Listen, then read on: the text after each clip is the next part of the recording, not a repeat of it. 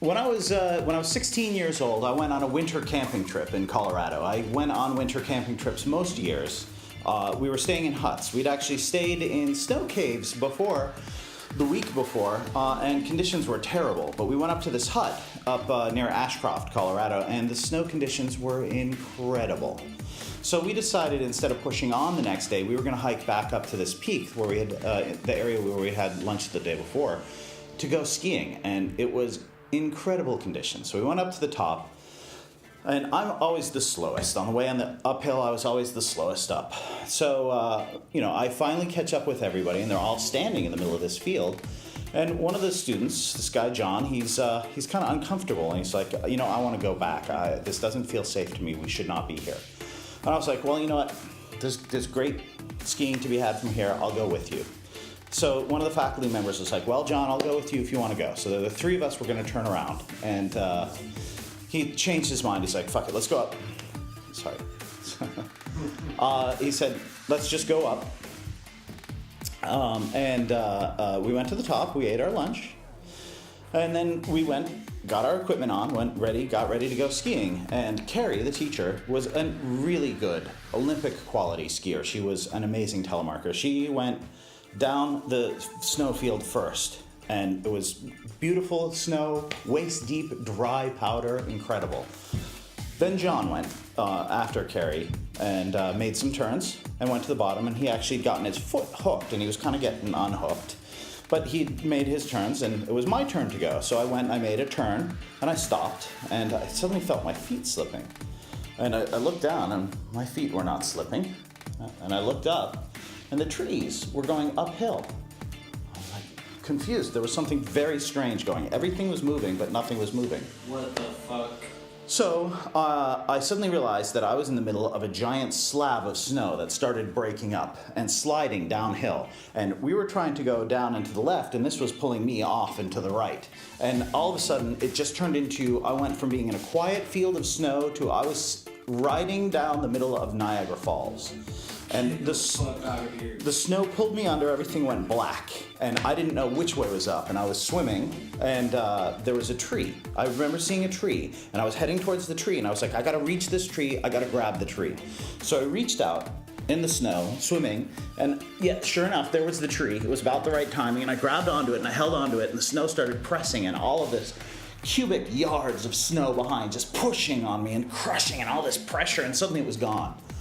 And I looked around, and everything was a flat, even white color. Just no features. And I'm like, I have been crushed to death. I'm dead. And I suddenly realized, no, it's snow in my sunglasses. So I'm like, alive. Imagine that. Alive. And I cleaned the snow out of my glasses. I'm like, alive.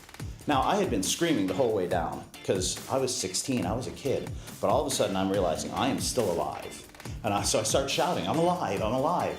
And all of a sudden, my friend Alan shows up, and he snapped too. He's like, I have to help.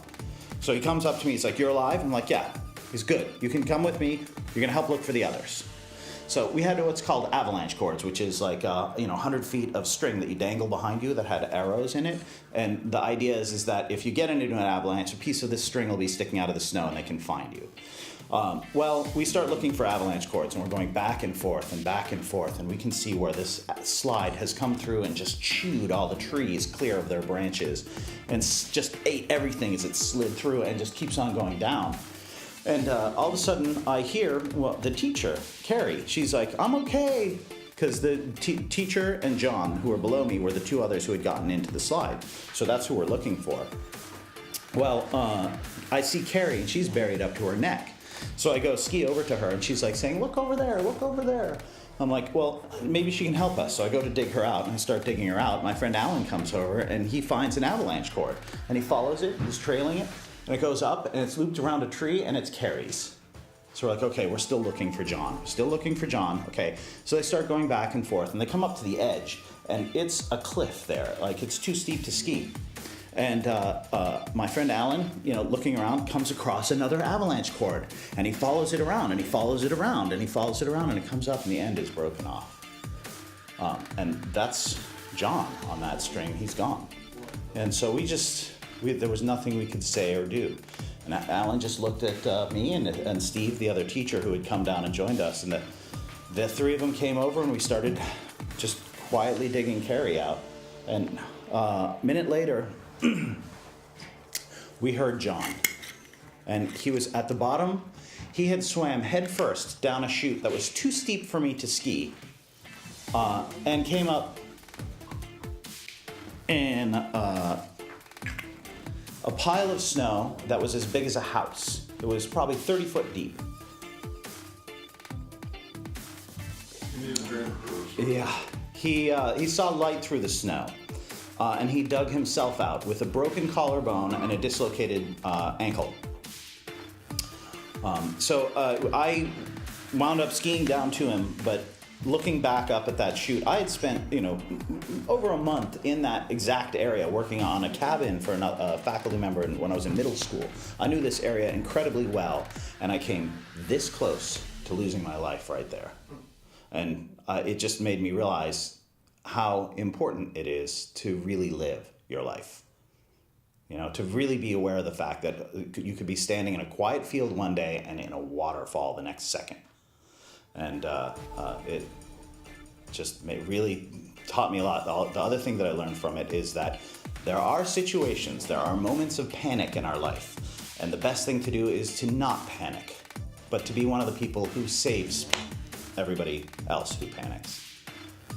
Because the world needs those people, like Alan. And I learned that from him in an instant.